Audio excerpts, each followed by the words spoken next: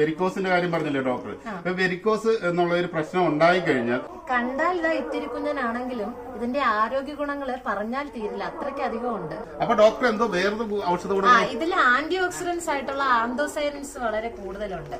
അപ്പൊ നെല്ലിക്ക നമ്മൾ സ്ഥിരം കഴിക്കത്തില്ലേ, അതുപോലെ തന്നെ ആന്റി ഓക്സിഡന്റ്സ് ഉള്ള ഇത് സ്ഥിരമായിട്ട് കഴിച്ചു കഴിഞ്ഞാൽ വളരെ നല്ലതാണ്.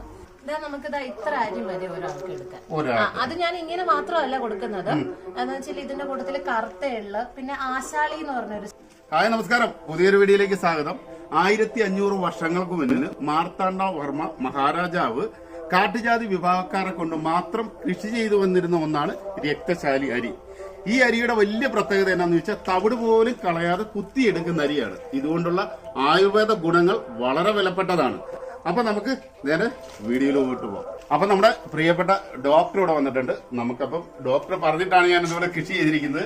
ഡോക്ടർ നമസ്കാരം. നമസ്കാരം. അപ്പം ഇതിന്റെ ആയുർവേദ ഗുണങ്ങളെ പറ്റി കൂടുതൽ നമ്മൾ അറിയണമെങ്കിൽ ഡോക്ടറോട് തന്നെ ചോദിക്കണം, അല്ലെ ഡോക്ടർ? ഇതാണ് നോക്കി, ഇതിന്റെ ഈ ഒരു കളർ തന്നെ കണ്ടില്ലേ, അതായത് ഏറ്റവും കുഞ്ഞൻ അരിയാണ് അല്ലെ? അത് ഈ കളർ കൊണ്ടാണ് നമ്മൾ രക്തശാലി എന്ന് പറയുന്നത്. അതുകൊണ്ട് മാത്രമല്ല രക്തം കൂടാൻ വേണ്ടിട്ട് ആണല്ലേ, ബ്ലഡ് സർക്കുലേഷൻ കൂടുതലായിട്ട് അങ്ങനെയുള്ള ഗുണങ്ങൾ. പക്ഷെ സത്യം പറഞ്ഞാണ്ടല്ലോ, ഈ ഒരു രക്തശാലി നെല്ല് കൃഷിയായിട്ട് കൂടുതൽ പ്രചോദനം എഴുതിയത് പ്രിയപ്പെട്ട ഡോക്ടറാണ്.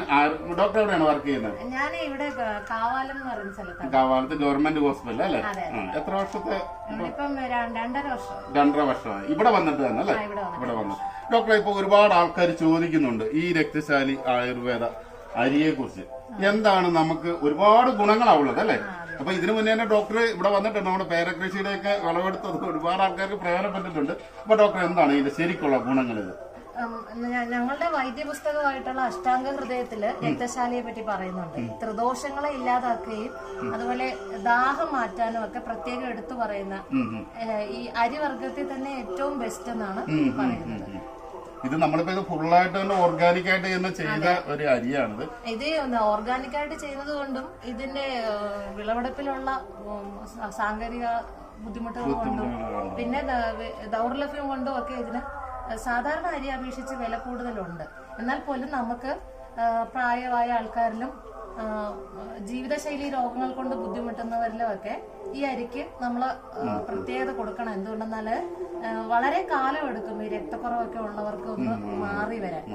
മരുന്നുകൾ കഴിക്കുമ്പോ തന്നെ മിക്ക ആൾക്കാരും ഒരാഴ്ച മരുന്ന് കഴിക്കുമ്പോ നിർത്തും. അങ്ങനെ കഴിച്ചു കഴിഞ്ഞാല് വളർച്ച മാറത്തില്ല. 1 മാസം കൊണ്ട് തന്നെ വളരെ ചെറിയ അളവിലാണ് രക്തം ഉണ്ടായി വരുന്നത്. നമ്മൾ സ്ഥിരമായിട്ട് കഴിക്കുന്ന ഇതുപോലെയുള്ള അരികൾ കിട്ടുവാണെങ്കിൽ മരുന്നിനെക്കാട്ടിയും ഗുണം ഇതാണ്.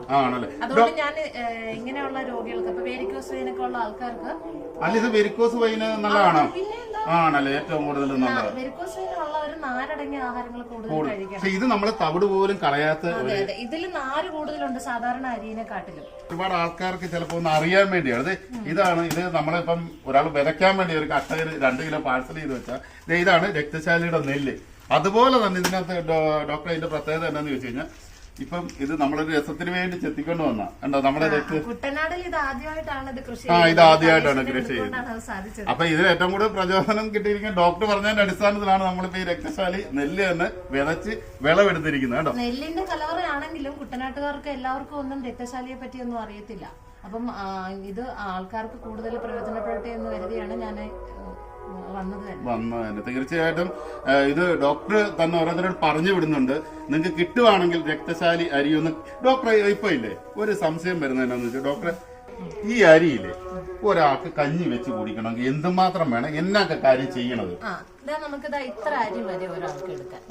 അത് ഞാൻ ഇങ്ങനെ മാത്രമല്ല കൊടുക്കുന്നത്, എന്ന് വെച്ചാൽ ഇതിന്റെ കൂട്ടത്തില് കറുത്ത എള്ള്, പിന്നെ ആശാളി എന്ന് പറഞ്ഞൊരു സീഡുണ്ട്. അത് രക്തം കൂടുതൽ ഉണ്ടാവാൻ നല്ലതാണ്. അതുപോലെ അയൺ കിട്ടും, ഫൈബർ കിട്ടും, വൈറ്റമിൻ ഡിയും കൂടെ കിട്ടും. വൈറ്റമിൻ ഡി കൂടുതൽ നോൺ വെജിലാണ് ഉള്ളത്. അപ്പൊ നോൺ വെജ് കഴിക്കാത്ത ആൾക്കാർക്ക് നല്ല ഉപകാരമാണ്. പ്രായമായിട്ടുള്ള ആൾക്കാർക്ക് പൊതുവെ മീൻ, ഇറച്ചി അങ്ങനെയുള്ളതിലൊക്കെ വളരെ വൈമുഖ്യമാണ്. അപ്പൊ അങ്ങനെയുള്ളവർക്ക് ഞാൻ ഈ കോമ്പിനേഷനാണ് പറഞ്ഞത്. എല്ലാവർക്കും നല്ല റിസൾട്ടും ഉണ്ടല്ലേ ഡോക്ടർ? അപ്പൊ ഇത് കുട്ടികൾ മുതൽ മുതിർന്ന ആൾക്കാർക്ക് വരെ കഴിക്കാൻ ഏറ്റവും വലിയ അപ്പൊ നമ്മള് വില കൂടുതലാണെന്ന് വെച്ച് വിഷമിക്കേണ്ട. അപ്പൊ രോഗാവസ്ഥകളിൽ നമുക്ക് ഇത് തന്നെയാണ് ഏറ്റവും കൂടുതൽ നല്ലത്.